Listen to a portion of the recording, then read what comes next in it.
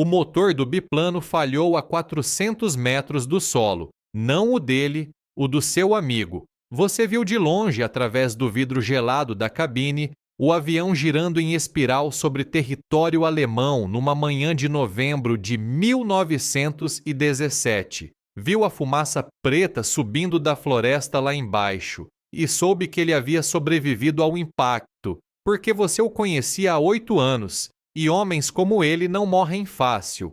O problema era que ninguém ia buscá-lo. E se fosse você? E se a maior prova de amor da sua vida custasse exatamente ela? Se inscreve no canal e curte esse vídeo, porque essa é a história de um piloto que voou para onde nenhum outro foi. Você tinha 26 anos e havia aprendido a voar antes de aprender a rezar, ou assim pensava.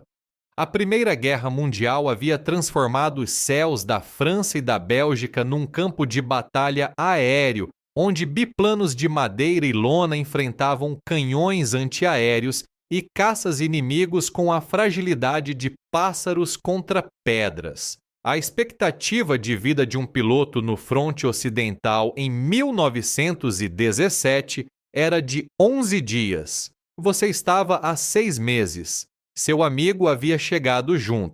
2 rapazes do mesmo vilarejo inglês que se alistaram na mesma semana, treinaram nos mesmos campos e de alguma forma sobreviveram enquanto outros não. Ele era o tipo de homem que cantava hinos antes de cada decolagem. Você achava exagero. Ele dizia que era o que o mantinha vivo. Mas antes de te contar o que você fez naquela manhã de novembro, você precisa entender por que ninguém mais foi. E a razão vai te indignar. O comandante foi direto. Missão de resgate em território inimigo estava fora de questão. As coordenadas onde o biplano havia caído ficavam a 3 quilômetros além da linha alemã. Zona de artilharia pesada, patrulhas aéreas constantes, sem possibilidade de pouso seguro. Mandar outro piloto seria assinar 2 sentenças de morte em vez de uma. A lógica era fria e absolutamente correta. Você saiu da reunião, foi até o seu biplano e começou a preparar a decolagem. O mecânico perguntou para onde você ia. Você disse que estava fazendo um voo de reconhecimento. Era mentira, e ele sabia, mas não disse nada. Apenas verificou o motor 2 vezes e amarrou o cinto de segurança com mais cuidado do que o habitual. O maior conflito não foi a artilharia alemã. Foi o momento antes de ligar o motor, quando você fechou os olhos por 10 segundos e se perguntou se estava sendo corajoso ou simplesmente idiota. E a resposta que chegou não era de nenhum dos dois. Era algo mais simples e mais pesado. Ele iria por você sem pensar 2 vezes. João 15:13.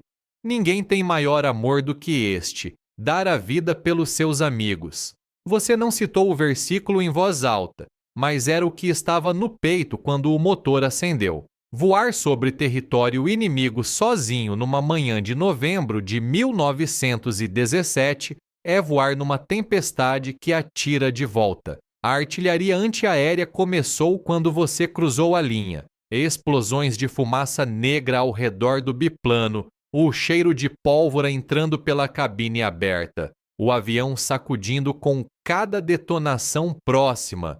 Você voou mais baixo do que deveria, rente às copas das árvores, porque baixo demais era difícil para os canhões alcançarem. Encontrou os destroços em 10 minutos. O biplano do seu amigo havia partido ao meio num campo aberto, a fuselagem ainda fumegando, uma asa completamente arrancada. E lá estava ele, de pé, ao lado dos destroços, acenando com o braço, ferido na perna, incapaz de caminhar, mas vivo. Pousar naquele campo significava parar a menos de 2 quilômetros de uma posição alemã. Você pousou. O que aconteceu nos próximos 3 minutos vai te mostrar o que custa o amor que o versículo descreve. Você ajudou o seu amigo a entrar na cabine. Não havia espaço para 2, mas havia espaço suficiente se um deles ficasse com metade do corpo fora.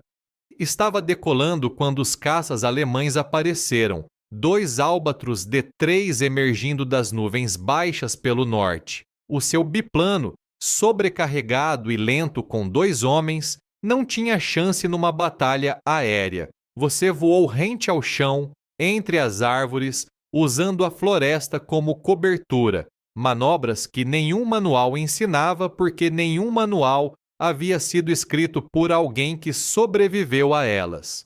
O primeiro tiro entrou pela lateral esquerda da cabine. Você sentiu, não como dor imediata, mas como peso, como se alguém tivesse colocado algo pesado dentro do peito. O sangue apareceu antes da dor, a dor apareceu antes do medo, e o medo durou exatamente 2 segundos, até você olhar para o seu amigo ao lado e lembrar por que havia decolado. Você continuou voando. Pousou na base com o motor falhando e os instrumentos mortos. Os mecânicos correram. O médico chegou em segundos.